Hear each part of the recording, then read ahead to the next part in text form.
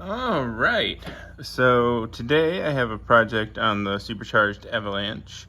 I'm going to be replacing my valve springs with upgraded ones. So these are the GM Performance Parts LS6 style, basically. Like, these are like the replacement for the LS6 ones that they had for a long time. So these are, I mean, they'll work with a small camshaft. Mainly, it's just, this is a high mileage motor, I'm assuming at least. And I figure it's probably due for some valve springs and some valve seals, just to try to keep up on everything. Because if we drop a valve, that's, super bad news. So we're going to try to keep this in good shape. So we got new valve springs, and we'll see if it actually changes anything else too. But start off, we remove the coil packs. Basically one big wire and a few bolts, and it comes off. And next we're going to take off the valve cover. So those are the bolts right in the middle. They're 8 millimeters. And then we'll get under there. All right. Now, you're trying to ignore the slight buildup of sludge in here. So now we're going to take off the rockers, and then I'm gonna say in this step, take off the rockers and take out a spark plug.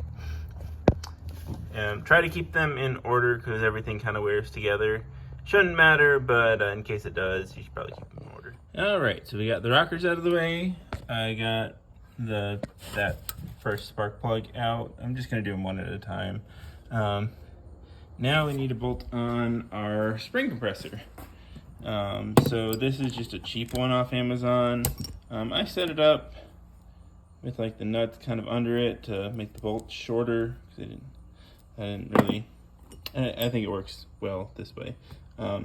So this will just bolt on where the rockers were. This will push down 2 valves at the same time by threading this down, and I'll put it on and show you. And we also have this, which is the hose adapter deal from a leak down tester. Compression testers should have about the same thing. Just watch out if they have like a Schrader valve in them.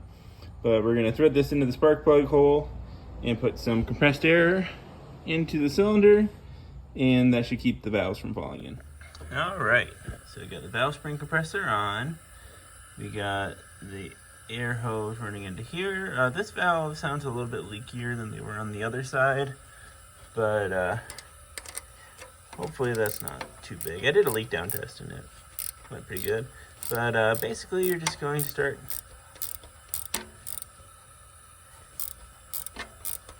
twisting this down, and you'll see the valves stay put and the keepers start coming up. So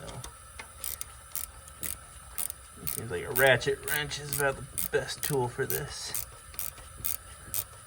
So we're just going to kind of push this down until we can get the keepers out. Magnet works great for that. I'm going to put them in a plastic bag so I don't lose them in the meantime. I'm going to shut the camera off so I can use 2 hands for this, because that's important. Alright, I'm an idiot and forgot to show it. So I changed the valve seals while I'm in here. And these are like the kind of top hat style ones, and they just slip over. The spring presses on the bottom seat, and they can't go anywhere. So these are actually really easy. To take them off, you just grab the side of some with some channel locks and kind of wiggle and pull them up. Just try not to scratch that surface right there, and you should be good. Now we can put the new springs on, and the old retainers, and the old retainer clips, retainer, I don't know what they're called. Anyways, and we'll be good with this cylinder. And we just got 3 more to go. A little oil on the lens, whatever. So new springs in, compressed, and then we're gonna take our retainers. We're going to dab a tiny bit of grease on them and put them in place. Let me grab a screwdriver so I can show you. Oh gosh, still messy. So sometimes to get the keepers in, you kind of gotta keepers, there we go, that's what they're called.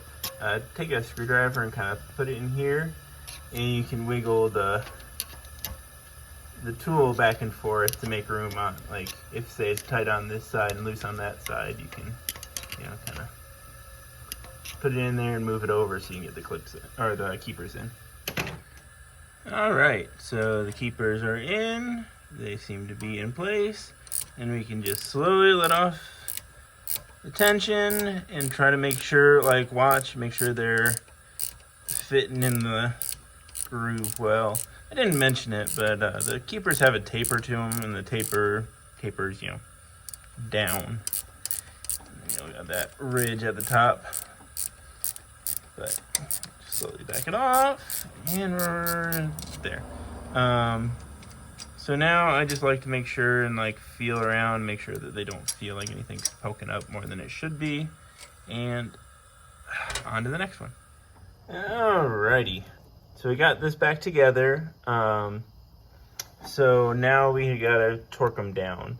So every one of them's 22 foot-pounds, but as you can kind of maybe be able to see, like, they're in different phases depending on the camshaft lobe that it's running on. So basically what you want to do is you want to torque them all down, rotate the engine over 180 degrees or whatever, torque them down again, do that a couple times, just so that nothing has any extra tension on it.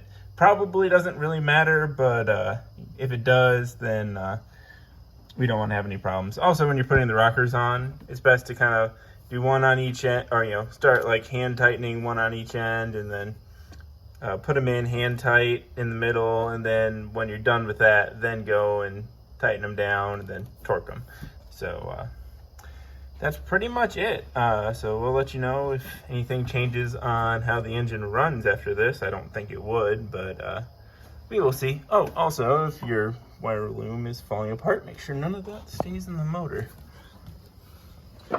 And I know it's a little sludgy. Should probably take a little better care of this thing, but it's an LS, so it'll probably be okay. All right, so new valve springs in, and apparently it did something because my vacuum is lower than it had been beforehand. So apparently this is helping the valve seal a little better or something along those lines, but interesting to see.